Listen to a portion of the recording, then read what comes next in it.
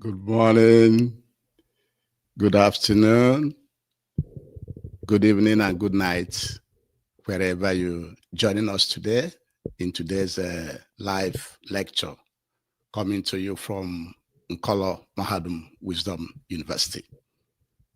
And today's date is Nkwo Market Day in the 4th month of the Igbo lunar calendar called Ọnwa Anọ. Anyị ka nọ n'ọnwa nke ịnọ, and tata bụ Nkwo, ụbọchị Nkwo n'Igbo lunar calendar. And in the Roman Catholic calendar, today's date is June 1st, 2025. Remember, at Nkolo Mahadum, we always advise you to use your naturally given common sense, which we call Ako Nuche in Igbo language. And we always want to remind you that Nkolo Mahadum Wisdom University was set up to decolonize your mindset, to set you free from mental slavery. Because most of the information and images that the colonial masters are presenting to us up to these days are misinformation and miseducation. And therefore, we package and present our lectures from an Igbo man, from Biafran, an African perspectives. How you should be seeing things. You see things from how it affects you, and not how the Americans or the British or France or Russians or the Chinese and other cultures or countries are presenting things that you should be seeing it. You have to fight for your own. And that is why we are here, urging you to join, subscribe, and follow us on YouTube, Facebook, Twitter, TikTok, and others. And like, comment, and most importantly, share this lecture to get to everybody. And in today's lecture, we are going to present one of those lectures our people do not like. And that is why we are set up. We are not set up about self or about one person. We are talking about the whole Igbo race, the whole Biafrans, the whole Africans, not one person. And therefore, the title of our lecture today is Peter Obi becoming Nigerian president, or Biafran restoration, which will be better for the Igbo race in the long run. This is a question we are asking you in today's lecture. We are asking you,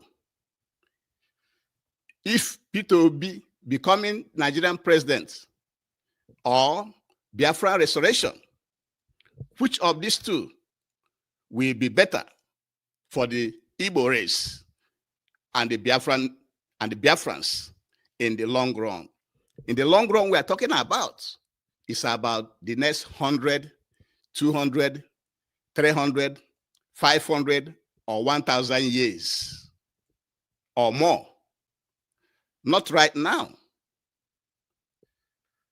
The consequences of Peter Obi becoming the president of Nigeria versus him supporting the restoration of Biafra, which one will be better for the Igbo race in the longest period, when after all of us have died?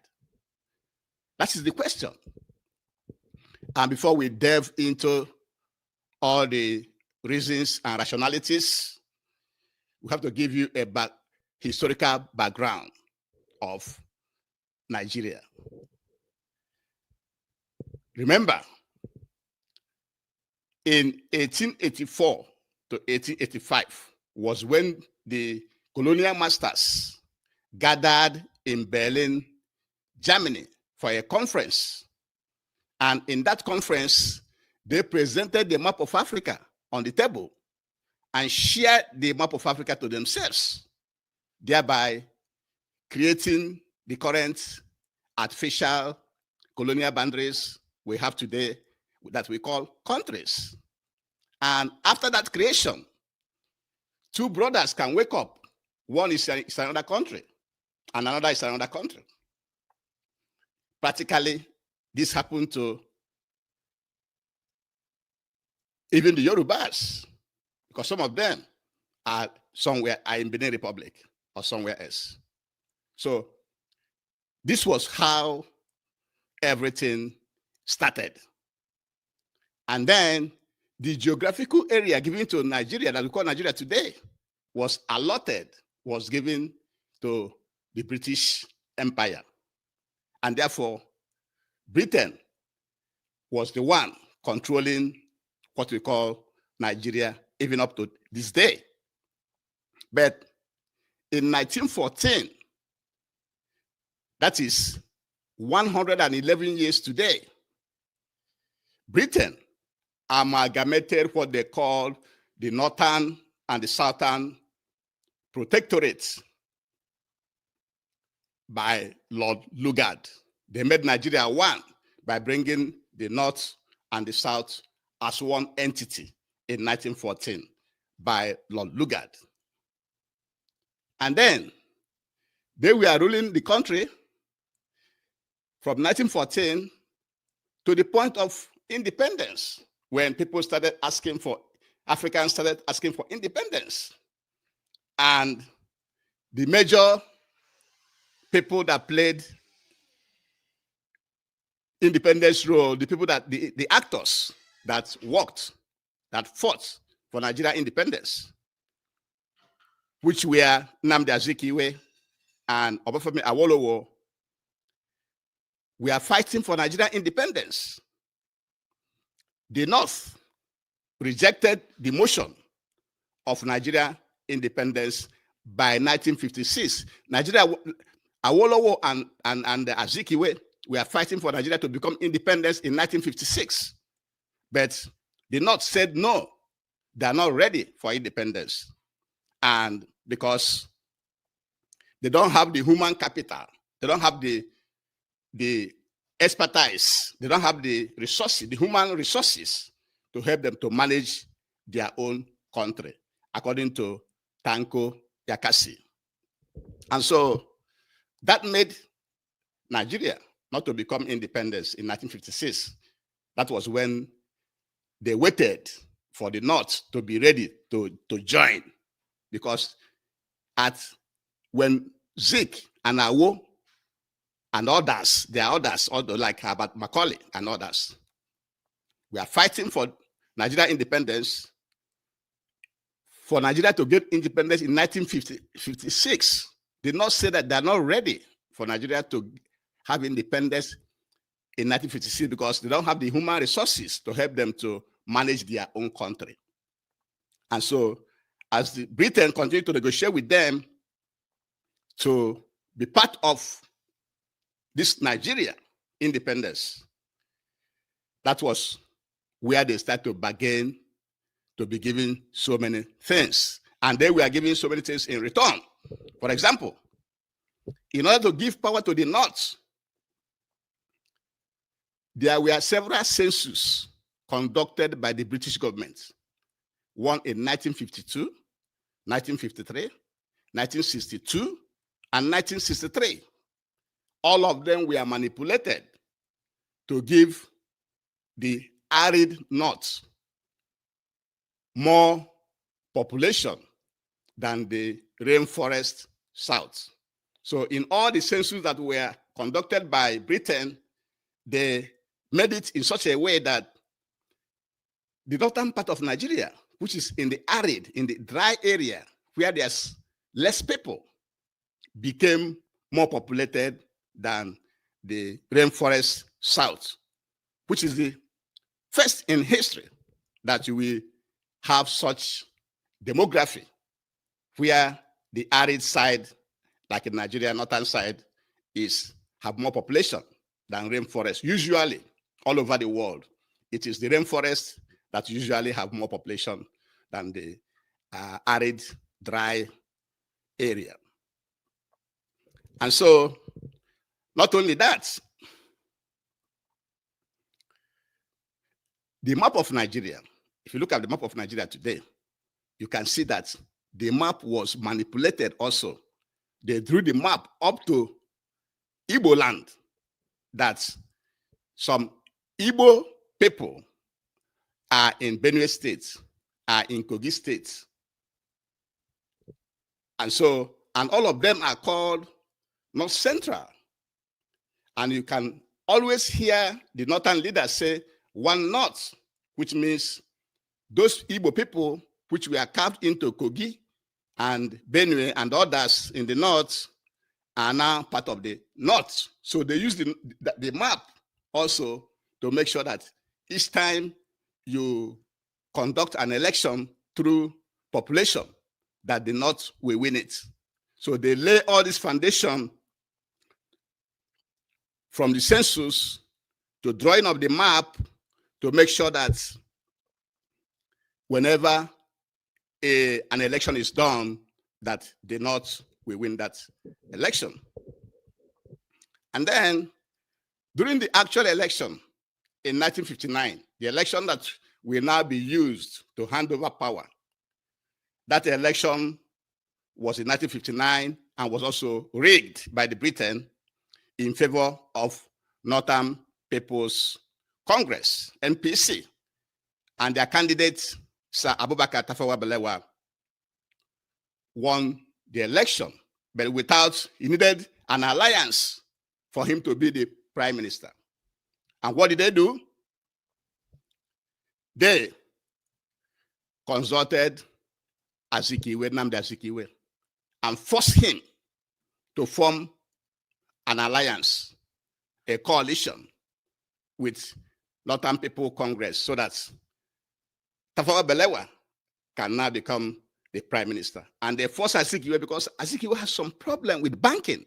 He conducted some, illegal things in the bank, and the British wanted to jail him because of that. And they told him, if you don't do that, we're going to come after you and jail you. And as a result, Britain was able to, Nnamdi Azikiwe have to obey what they are telling him, because if he failed to form a coalition to form that government, he may be imprisoned, jailed and imprisoned. So that was how that government was formed in 1959, that then we are the people, the government that they handed over power in 1960 as the government of Nigeria. So after that government took over, you have heard about the January 1966 coup, which was the coup that Nigerians conducted to save the country from corruption, from religious extremities, maladministration, and others, which they termed Igbo coup. And as that was going on, between May and September, you have the Igbo pogrom, where they killed many Igbos across the north. And as that was going on, there was another coup, the retaliatory coup, that happened in July 1966. And from that coup led to the Nigerian Biafran Civil War, 1967 to 1970. So these are just some historical background we want to present to you, to inform Peter Obi. If he doesn't know, he should go and read all these things and understand the historical background of Nigeria, of how Nigeria was formed. And that now takes us to the democratic process of Nigeria that started in 1999. Remember, it was Olusegun Obasanjo who came out from prison that started this 1999 civilian rule, the civilian rule of Nigeria that started in 1999, which is the one that they are practicing today. In this new democratic arrangement, we are meant to understand that the North rules for 8 years and the South will rule for another 8 years. That is what has been going on. That power shifts to the North for 8 years and comes to the South for another 8 years, which means every region, like Northern region or Southern region, have to rule for 8 years. That is what is going on right now, because when Yar'Adua died, when President Jonathan wanted to succeed Yar'Adua, the North said no, they haven't finished their term. And so now Buhari came in, stayed for 8 years before the 2023 election that gave birth to Tinubu. And here we are with Tinubu trying to complete his 4 years, which will end in 2027. And you can see that in this new democratic dispensation, that there's no ideology. The Nigerian politicians have no ideology. That's why even Peter Obi, who was in APGA, have to decamp to PDP. And from PDP now, he's now the presidential candidate of Labour Party, right? And you can see a lot of decamping. Every day, a PDP goes to become APC. The next morning, the same person moves from APC to PDP. So they don't have no ideology. So it's just myself, my pocket, my interest. That's all they are going for. They're not going there for you. And so that is the democratic process that we have in Nigeria right now. No ideology. People jump from party to party without no consequences. You see what's going on in River State? The mess in River State as a result of that. And so, and Peter Obi has done so much right now from being the candidate of Labour Party in the last election, which in our opinion, I think Colum had that he won that election. He couldn't fight for that to take what he has earned. He couldn't fight for it. And now he is doing everything possible to run against Tinubu, to replace Tinubu. And because of that, he has made a lot of donations. Even he has donated up to 1.5 billion naira to what he call humanitarian causes across Nigeria. Sometimes in Kaduna, sometimes in Borno, sometimes in Kano. You see him everywhere, both in the Anambra State, everywhere donating money, going, saying things, defending Nigeria, doing everything he can to make the people to like him so that he can become the president of Nigeria. He has traveled both north and south. He has even ate with Almajiris in the north. He has stooped to most of the emirs and chiefs. He's trying to be a very good person, distancing himself from the Biafran restoration project. He doesn't want to mention anything Biafra. He wants to be the best one Nigerian is. He wants to be the one to save Nigeria. That's what he's been doing. And before we continue, we have to beg you again to please join us, subscribe, follow us on YouTube, Facebook, Twitter, TikTok, and like, comment, share. Share it to everybody, because this lecture we are giving you, you won't hear it from anywhere. You won't hear from corrupt media. No, you will not. You can only get it from Nkolomahadum Wisdom University. What is baffling to us now is that Peter Obi is trying to form a coalition to defeat President Tinubu. And our fear rests with the type of people he's forming that coalition with. People like Nasir El-Rufai and Chibuike Amaechi. Remember, Nasir El-Rufai, during President Jonathan's presidency, he was the one that brought he was one of the people, one of the staunch people that brought APC in, that was criticizing President Jonathan, that was saying that he has the magic to deliver Nigeria, that he has everything it takes to deliver Nigeria. He was also part of the Buhari government for 8 years and blessed with being the governor of Kaduna State. El-Rufai Nasir El-Rufai of Kaduna. He became the governor for 8 years.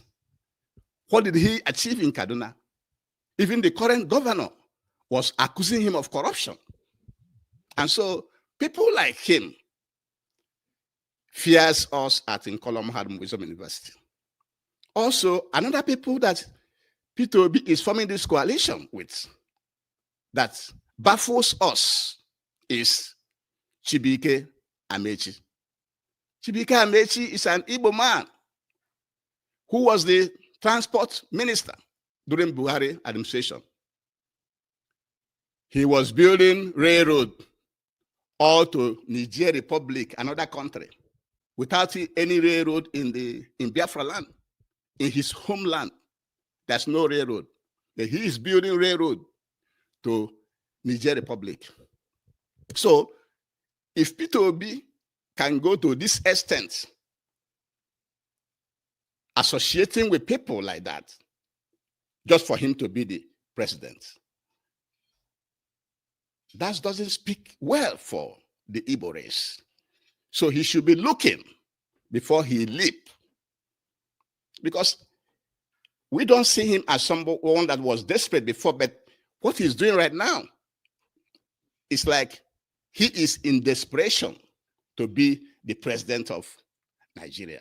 And that's not good for the Igbo race. Now, we want you to listen carefully. Right now, according to Wikipedia, Peter Obi was born July 19, 1961. So, assuming Peter Obi becomes president in 2027, he will be 66 years, assuming if he wins Tinubu, because Nandubai Nasi, inatana dike mma mgbe ọ nọ n'ana, mgbe ọ kwụzịala ọtọ ka ya na tia mma. Before Tinubu became the president, Peter Obi won that election. And the youths were waiting for him to rise up and do the right thing and take over that mantle as president. He failed to do so, and Tinubu took over. No, now that Tinubu is in power, when Peter Obi had the opportunity to be the president when he won the election in 2023, he failed to rise up to the occasion. And Tinubu took over the government, appointing his people in all the strategic positions. And you think you can now be able to win Tinubu come 2027? We shall live to see. But what we are saying is, even if he wins Tinubu in 2027 and become the president, he will rule up to 2031, because Tinubu has done 4 years, then he will do 4 years, ending 2031, and then step down. And if he didn't win Tinubu, and Tinubu continue and finish his 8 years, Peter Obi will be 70, and the power will go back to the North. And the North will rule for 8 years.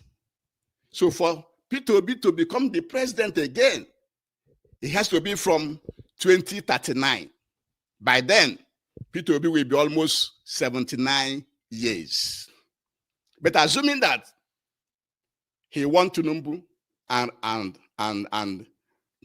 govern the country for 4 years and step down, and then waited until the North finishes their 8 years, which will end in 2039, and he becomes another president again for another 8 years from the South. What will he achieve for the Igbo people and for the Biafran people? Will he stop the Fulani herdsmen, terrorists, killings across Nigeria, particularly deep into our land in Ebonyi State, Enugu State, Anambra State, Imo State, River State, Bayelsa, and so many other areas across the country? Can he stop it? Our answer at Nkolomad is no. Peter Obi don't have what it takes to stop this marauding Fulani herdsmen, kidnapping, organ harvesting, killing our people, taking a lot of ransom, stealing in our land. He doesn't have the lever. Will Peter Obi stop the Islamization agenda? The answer is no. Peter Obi cannot stop the Islamization agenda. Remember, history was made on the night of this 2025, on May 9th, 2025, when the first inaugural, when they say inaugural, flight for Muslim pilgrim Hajj took off from Sam Mbakwe Cargo Airport in Owerri, Imo State. For the first time in our lifetime, Hajj operation, Hajj flight, inaugural. When they say inaugural, it means it will be continuous. This is just the beginning. So next year, there'll be another flight. Lifting Muslims for Hajj, for pilgrimage from Owerri, from Imo State, from our land, for the first time. When we are saying these things, some of our people, it will end up in one ear and go out in the other ear. Go to history and you will know that even Turkey you have today was once a Christian nation. Remember, Turkey is a Christian nation. They have their own boundary. They were once a Christian nation. Today, Turkey is a Muslim nation. Even Lebanon of yesterday was a Christian nation with a boundary. Remember, Biafran nation doesn't have a boundary right now. The boundary is only where women tie two wrappers, according to our leader, Martin Nnamdi Kanu. But Lebanon has a defined boundary, but was a Christian state, a Christian country. But now it's no longer a Christian country. It's now a Muslim country. So Peter Obi cannot stop the Islamization agenda going on. Will Peter Obi's presidency open the door for the Igbo people to start to occupy sensitive positions in Nigeria? The answer is no. The war ended 1970 up to today. It's about 57 years old. I've been to 2027. Assuming Peter Obi becomes president in 2027, it's going to be 57 years after the war was the first time an Igbo person, assuming he wins, we are saying assuming he wins, it will be 57 years after the war that an Igbo man became the president of Nigeria. So after Peter Obi's presidency, assuming he wins, how long will it take another Igbo person to become president? Maybe 100 years, maybe 200 years. We don't know. And so, shall Peter Obi's presidency make us to be the one controlling our resources, our oil and gas, and other resources? The answer is no. Because even if you become president, you can still see Fulani is being the one controlling NNPC. You may not even have the headquarters of NNPC in Biafra land. The headquarters of NNPC is currently in Lagos and Abuja. Will Peter Obi presidency stop the migration of our people? The answer is no. Because he will do like Jonathan, trying to satisfy the North, everything about the North. He can't even try to build those necessary infrastructures in our land to make sure that people do not migrate anymore. You know that the more we are migrating outside, the more we are losing our brain. It's a brain drain. Brain drain. Our people, the best brains are going outside. So Peter Obi's presidency may not stop our people migrating to other countries. Will he remove all the checkpoints in our land? Peter Obi's presidency may not remove the checkpoints in our land, which you know are centers of extortion, intimidation, harassment of our people. Will he stop Igbo profiling? Peter Obi's presidency will not stop profiling of the Igbos. So these are some of the few points we want to highlight to you, to let you know, for you to advise Peter Obi to retract his step and support the Biafran restoration project. Because if Biafra is restored, it will encompass people of the same value system, and that will propel the fastest development we have seen in Black Africa and in the world. Remember that when we were performing regional government in Nigeria, the eastern region of Nigeria was the fastest developing economy in the whole of the world. And so when Biafra is restored with the same value system, that we propel, that we have the highest, the fastest development of any nation in the world. And we shall have security. The Fulani herdsmen, terrorists will be eradicated in our land. This international airport that they are doing guy for us with, international airport will be in every state, because we shall recreate the states in Biafra land. Assuming we still have what they have now, we shall have international airports in Enugu, Anambra, Ebonyi, Rivers, Imo State, Cross River, Bayelsa, and so many other places we have international airports. Anytime you want to travel out, you just go there. From Anambra, you fly to Dubai, or you fly to London or Australia. And when you're coming back, you come back to Anambra State, not going to Lagos. And we shall have seaports all over the place. We have big waters in Ebonyi. We have in Anambra.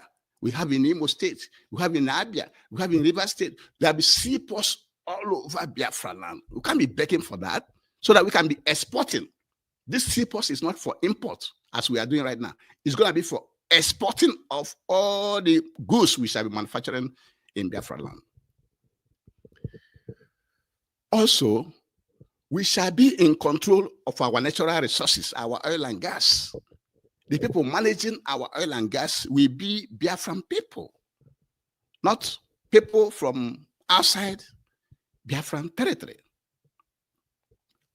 Also, our border will be very, very well controlled, so that before you come into the country, we have to know whom you are.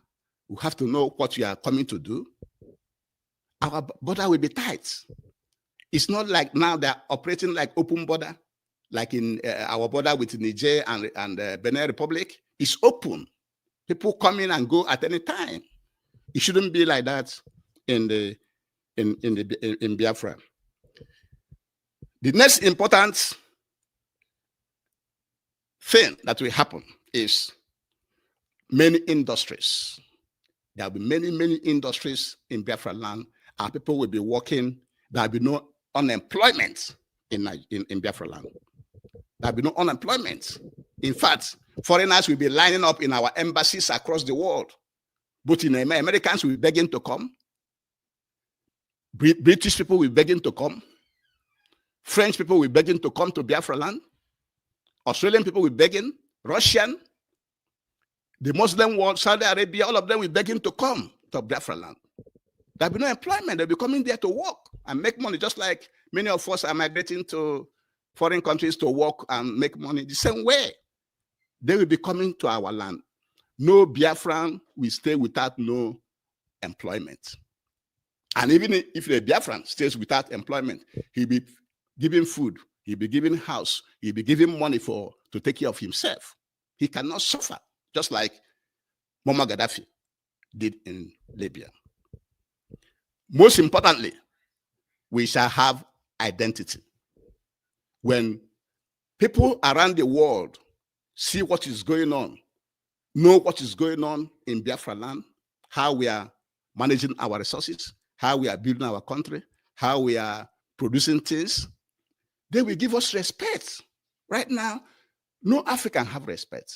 They see you as a waste pipe. It will give us identity. And that will help us to start to look for our brothers. We shall start to look for our brothers in Haiti. Don't you know that about 90% of the Haitian people are Igbo people? There are also Igbo people in Guinea, in Jamaica, in Ivory Coast, in Benin Republic, and so many other places across the world. We shall start to look for our people, our people. Now we are not looking for them because we don't have no country. These are the things that P2B have to know. In addition, we shall have constant electricity, water, good roads, schools, hospitals, good social security network, like I've said before. If any Biafran is handicapped, he shouldn't worry. The Biafran state will build a house for him, marry for him, pay for his students' school fees, do everything that is supposed to, giving him a lot, because the nation will be a very, very rich nation. And finally, like I said earlier, foreigners will be lining up to come to work in Biafra land.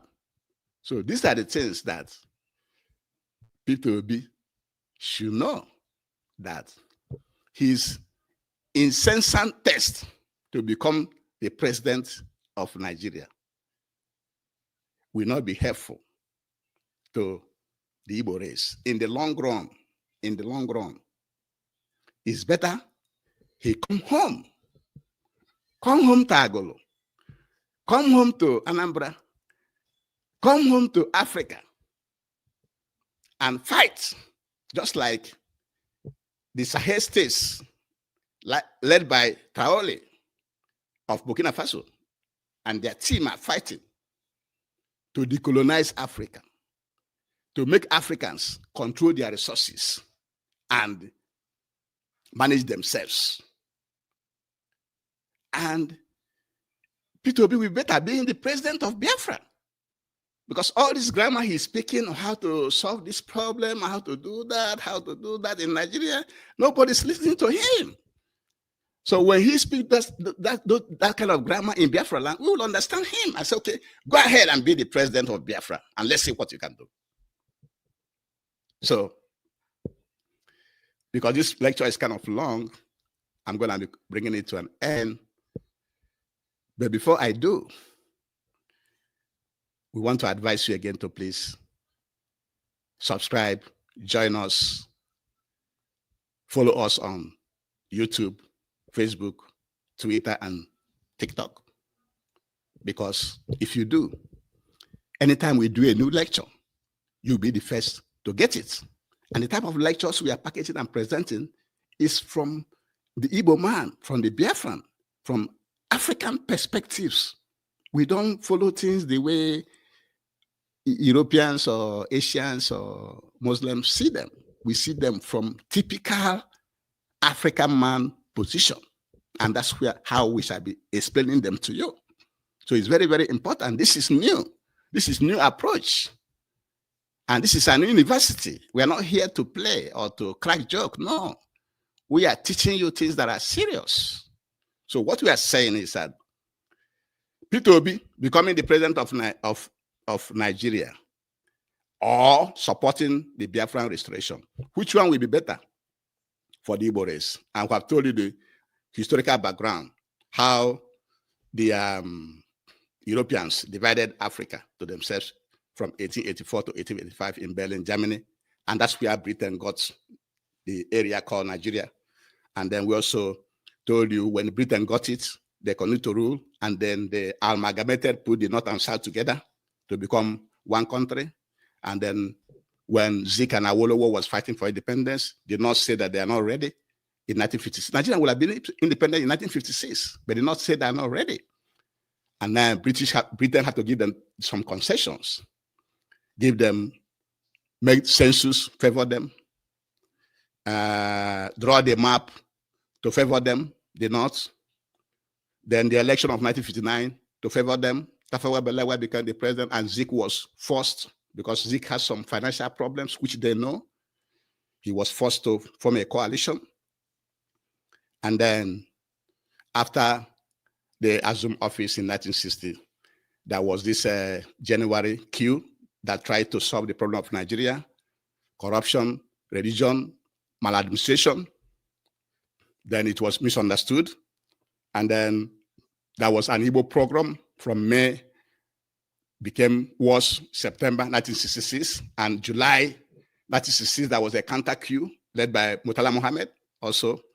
And all those culminated, led to the Nigerian Biafran War, 1967 to 1970. And then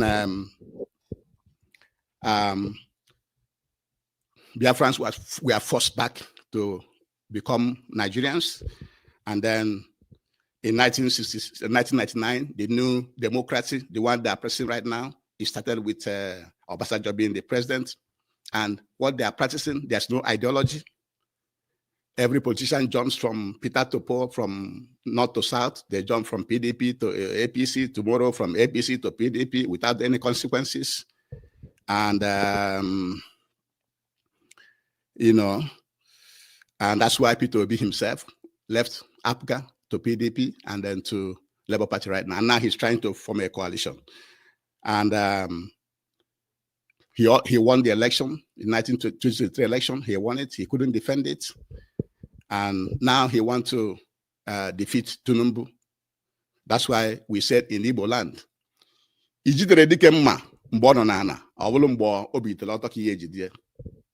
so it's very, very, very precarious. And Peter Obi has done so many things, donating money here and there, about 1.5 billion donated across Nigeria for humanitarian causes, he calls it. He has ate with even Amajeris, going everywhere, preaching this and that in both North and Southern Nigeria. He doesn't support Biafran restoration. And now he's forming a coalition with Erufai and Chibika Amechi and others, which we at Nkomolo Mahadum is not comfortable with. And Peter Obi, according to Wikipedia, was born July 1961. So he is 66. He's going to be 66 years old in 2027. 2027, he'll be 66 years old. So even if he wins Tinubu and rule from 2027 to 2031, he'll be 70 years old. If he didn't win Tinubu and Tinubu wins, another election will be conducted after 2031, and power will go to the north. So power will come down from the north after 2039, which is after 8 years. If you add that 8 years to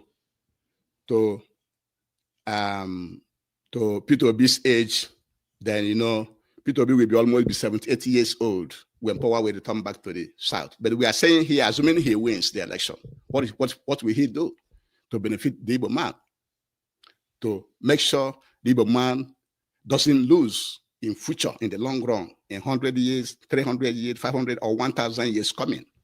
what is he going to do?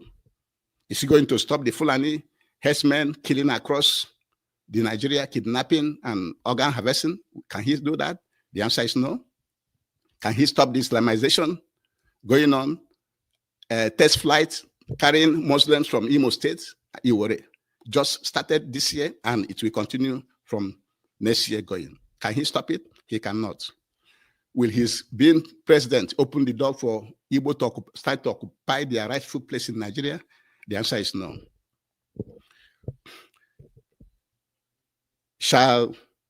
Will he, being a president, stop all the roadblocks in our land, all the checkpoints?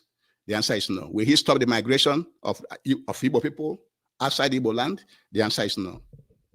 So, will he make the Igbo people, the Biafran people, to control their resources by themselves and manage it by themselves? The answer is no. So, if he cannot do all this, why can't he support the Biafran restoration?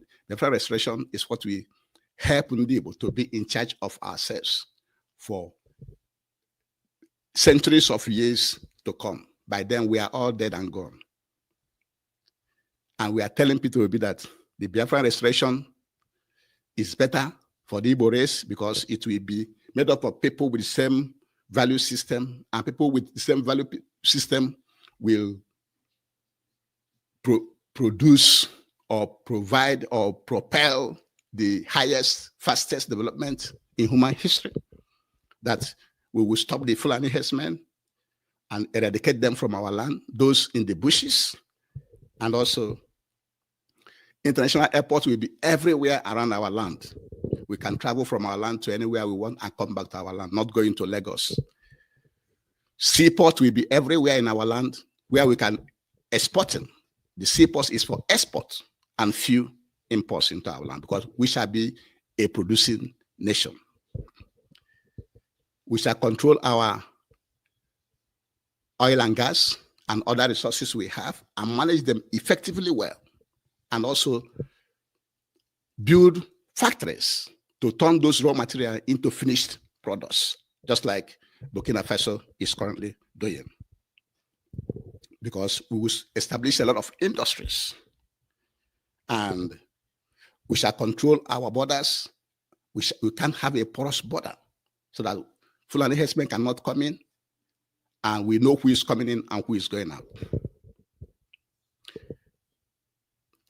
There will be no unemployment in our land because Biafra will be a very rich nation, just like former Libya, where Muammar Gaddafi was there.